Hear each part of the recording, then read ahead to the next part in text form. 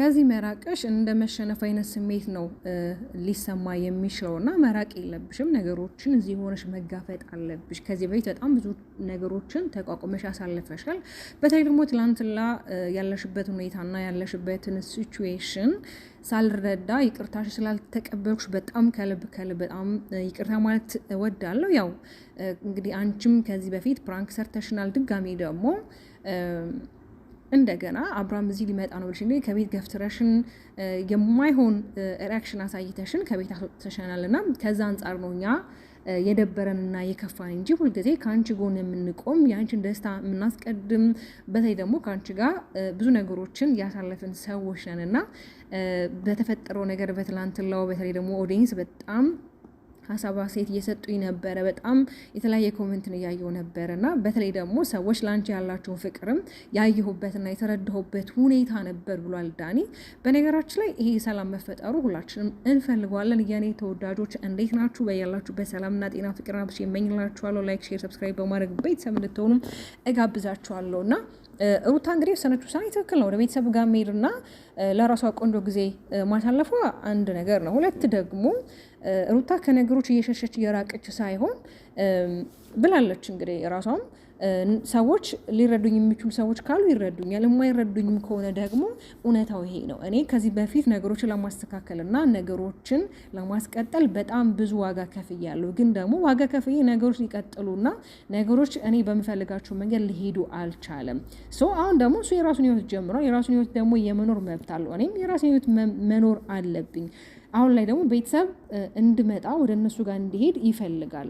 ከቤተሰብ ጋር ቆንጆ ጊዜ እንዳሳልፍ ቤተሰብም ስለሚፈልግ ቤተሰብ ጋር መሄድ አለብኝ እንጂ ሌላ የተለየ ሀሳብ ወይም ደግሞ አብርሃም ከእሷ ጋር ስለሆነ እኔ ምንም ተሰምቶኝም ከፍቶኝ ወይም ደግሞ ከነገሮች ለመሸሽ አይደለም፣ አንተ እንደምታስበው አይደለም ብለዋል። እውነቷን ነው።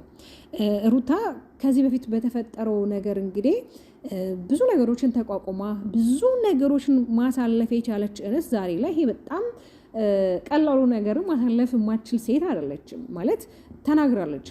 ይሄ ችግር ሲፈጠር ዛሬ አይደለም፣ በሁለቱ መካከል ይሄ ነገር ከተፈጠረ በጣም ረዥም ጊዜ ያስቆጠረ ነው። ይሄ አንድ ቀን ሁለት ቀን አይደለም እና ስለዚህ ነገሮች ለመሸሽ ሳይሆን ራሷን ፕሮቴክት ለማድረግ ራሷን ለመጠበቅ ግዴታ በቃ ቤተሰቦቿ ጋር መሄድ አለባት። እንዴ የኔ ወዶች ግዴታ እኮ ሁላችንም ከምንወደው ሰው ጋር እኮ መኖር አለብን ማለት እኮ አይደለም። በቃ እግዚአብሔር ከፈቀደ ከወደደ እንኖራለን፣ ካልሆነ ደግሞ በሰላማዊ መንገድ ሰላም በሆነ መንገድ ተለያይቶ ኑሮ ማስቀጠል ይቻላል።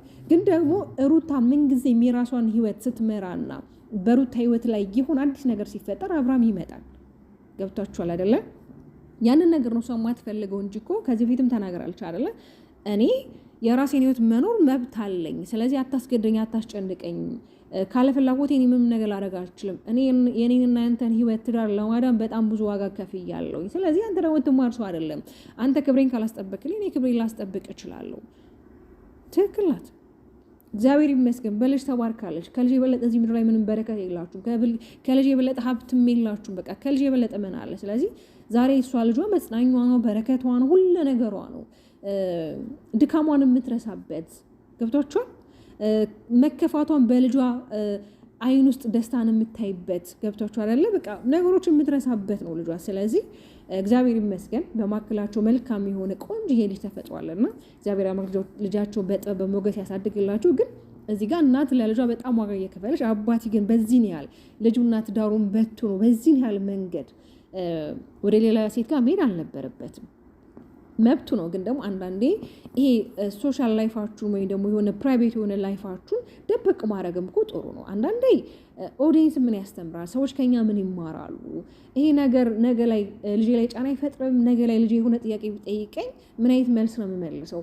በነገራችን ላይ የኔ ተወዳጅ አንድ ነገር እንድታውቁልኝ የምፈልገው አብርሃም መጥፎ ሰው ሆኖ አይደለም። በነገራችን አብርሃም በጣም መልካም ሰው ነው። በጣም ብዙ ሰዎች የሚመሰክሩለት፣ በጣም ለሰዎች መድረስ የቻለ ሰው፣ በጣም ብዙ ሰዎች እንዲቀየሩ፣ እንዲሰሩ፣ እንዲለወጡ ያደረገ ልጅ ነው። ግን ደግሞ ሩታ ላይ የሚያደርጋቸው ነገሮች ግን በጣም ይሄ ከእውነት የራቁ ነገሮች ናቸው እያደረገ ያለው ነገር። ለምንድን ነው አጥፍቶ እንኳን ይቅርታ ጠይቋት አያውቅም ከልቦ። እስቲል እንኳን ከዚህ በፊት በጣም ብዙ የተፈጠሩ ነገሮች አሉና ሁልጊዜ በቃ ላለመሸነፍ ነገሮችን በቃ እሱ እንዴት ነው የበላይነት ስሜት እንዲሰማው እሱ እንዳላጠፋ እሱ ትክክል እንደሆነ ሩታ ትክክል እንዳልሆነች ሩታ እንደምትጨቃጨቅ ሩታ በነገሮች ሁሌ ችክ እንደምትል እንደዚህ አይነት ስሜት ሁሌ የሚያንጸባርቀው ግን እንደዛ አይደለም። በነገራችን ላይ አንድ እንስ ስትወድ ነው የምትጨቃጨቀ፣ ስታፈቅረ የምትጨቃጨቀ፣ ስትወድ ነው የምትጨቃጨቅ እንጂ ካልወደደችክ ምንም ነክ ለሷ ማለት ነው። ስለዚህ ላንተና ለሷ የከፈለችው የፍቅር ዋጋ ይሄ ዝም ብሎ በወሬ የሚወራ አይደለም። ሪል ያየነው ነው። ገብቷል? አንተን እንዴት እንደሰራችክ፣ አንተን እንዴት እዚህ ላይ እንዳደረሰችክ፣ አብራችሁ እንዴት ብዙ ነገሮችን እንዳሳለፋችሁ እያንዳንዱን የህይወት ጉዟችሁን እያየን ነው አይደል እዚህ የደረሳችሁት። በእርግጥ በትናንት ማንነታችን ማንኛችንም አንኖርም። ሁሌም ነገ አዲስ ማለዳ አዲስ ህይወት ነው። ግን ደግሞ በትላንትላው ማንነታችን ልንማር፣ በትላንትላው ህይወታችን ዛሬ ልናሸንፈው ግድ ነው። ይሄ ነገር በመካከላችሁ ባይፈጠር በተለይ ልጅ ከመጣ በኋላ አብራችሁ ፍቅራችሁን አጣጥማችሁ በሰላማዊ መንገድ ብትኖሩ መልካም እሰየው ነበር። ግን ደግሞ ያ ነገር ካልሆነ ሩታን ተዋትና አንተም በሰላማዊ መንገድ የራስህን ህይወት ኑር፣ እሷም የራሷን ህይወት ትኑር። ግን ምንድነው የሚያናድረው ነገር ሩታ እንዳልኳችሁ የሆነ ደረጃና የሆነ ስቴፕ አንድ ስትራመድ አብርሃም እሷ ጋር ይመጣል፣ የሆነ ነገር ይፈጥራል። በተለይ አቤል ብቻ የሆነ የማይፈጠር ነገር የለም። እና ደግሞ መናገር የምፈልገው ነገር በተለይ የሩታ አክስት ወይም ደግሞ የአብርሃም አክስት ትላንት ላይ ያደረገቻቸው ነገሮች ትክክል እንዳልሆኑ መናገር እፈልጋለሁ። በተለይ ሩታን እንደማይለያት ከሩታ ጋር መቼም እንደማይለያዩ አብሮ እንደሚሆኑ እንግዲህ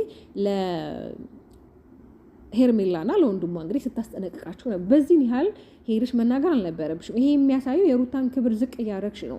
እንዴት ነው ሩታ ታፈቅረዋለችና አብሮ ይሆናሉ። አንቺ ወደ እሱ ህይወት ባትመጪ ኖሮ እነዚህ ልጆች አይለያዩም።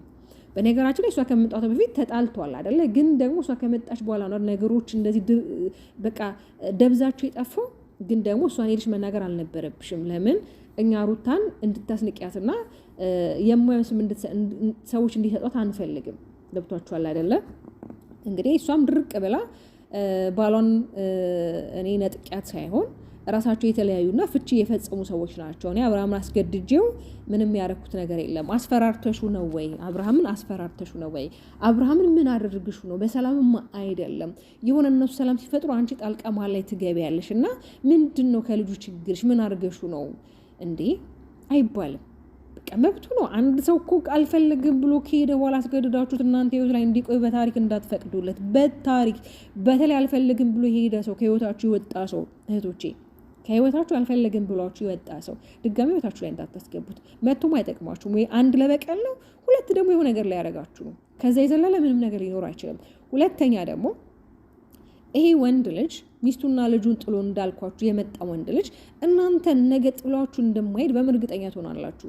ግን ምንድነው ያለችው? እኔ ስለ ነገ አላቅም፣ ዛሬ ነው መኖር የምፈልገውና ዛሬ ነው መኖር የምችለው።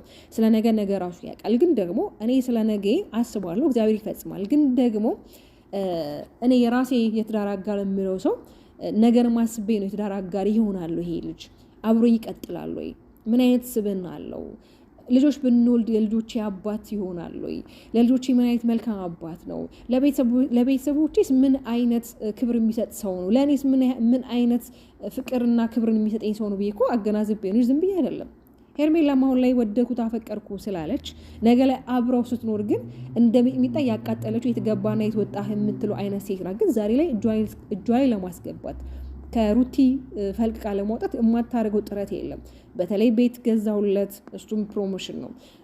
ሰዓት ገዛውለት የ500,000 ብር፣ እሱም ፌክ ሰዓት ነው። ብዙ ነገሮችን አድርጋለች። ምንድነው ይሄ ሁሉ? አብሯት እንዲሆን ከእሷ ጋር እንዲሆን ነው። ታዲያ ይሄ ሰውዬ እኮ ላይክ እንደ ሸቀጣ ሸቀጥ ከሱፐር ማርኬት ሄዳችሁ የገዛችሁት ሰው እንጂ እኮ ይሄ ፍቅር አይደለም።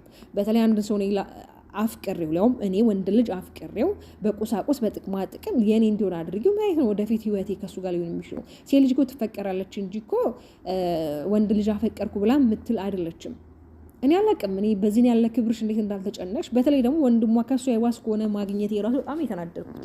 እኔ ወንድምየውን እንደዚህ አልጠበቅኩትም ነበረ ማለት እንደዚህ ከሱ የወረደ ይሆናል ብዬ አልጠበቅኩት። ለምን ሳየው ረጋ ያለና ሰከን ያለ ልጅ ስለሆነ ቢያንስ ዝም ብሎ የሚያዳምጥ እንጂ መሰለኝ አብሯት ይከራከራል ብዬ አልገመትኩኝም። ማለት ትክክለኛ ነው ውሳኔዋ። ሁለቱ በተጣሉበት ሰዓት ነው የመጣችው። ስለዚህ ሁለቱ ተዋደውና ተፋቅረው ነው ይሄን ነገር ያደረጉት። ስለዚህ ምርጫውን ያደረገው እህቴን ነው። በጣም እኔ ካንተ አልጠበቅኩኝም ነበር። ለምን ነገ አንተስ የራስህ ህይወት የራስህ ላይፍ የለህም? ነገን አታስብም?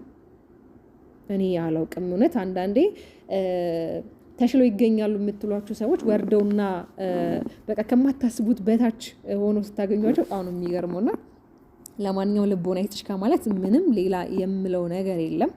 ግን ደግሞ እግዚአብሔር መልካም ነው።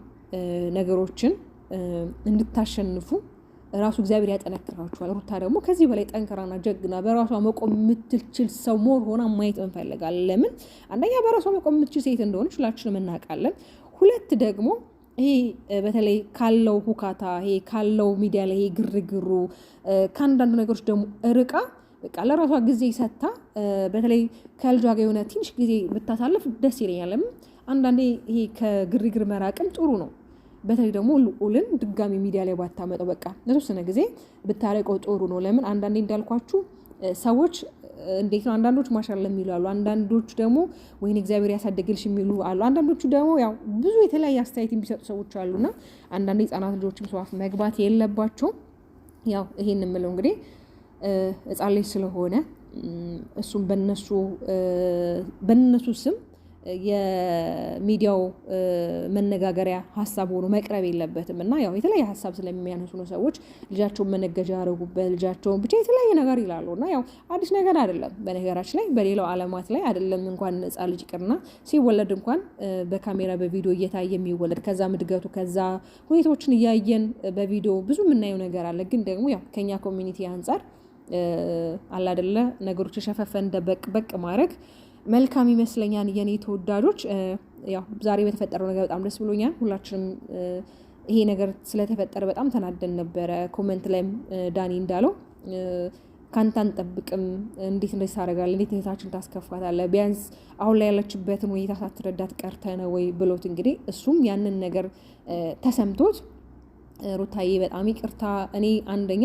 ያለሽበት ሁኔታ እንኳን ማገናዘብ እንዴት እንዳቀተኝ ያለቀ በጣም ይቅርታ፣ ግን ደግሞ ወደ ቤተሰብ ጋር ባትሄጂ ነገሮችን እዚህ ወርሽ ብትጋፈጫቸው መልካም ነው ሲል እንግዲህ ሀሳቡን ገልጿል። እሷም ደግሞ እኔ ከነገሮች ለመሸሽ ሳይሆን ለራሴ ሰላምና ቤተሰቦች የምናፍቀውኛ ቤተሰቦች ጋር መሄድ ስለምፈልግ ነው ብላ እንግዲህ መልስ ሰጥተዋለች። ለማንኛውም ዳኒሻዬ በጣም ነው የምናከብረው፣ በጣም ነው የምንወድክ። ያው የሰው ልጅ ያጠፋል፣ የሰው ልጅ ይሳሳታል፣ ግን ደግሞ ዋናው ነገር ከጥፋቱና ከስተቱ መታረሙ ነው ትልቁ ነገር። የኔ ወዶች በጣም ነው ወዳችሁ፣ በጣም ነው ማከብራችሁ። ላይክ፣ ሼር፣ ሰብስክራይብ በማድረግ ቤተሰብ እንድትወሩ በአክብሮት ጠይቃችኋለሁ። ባይ ባይ።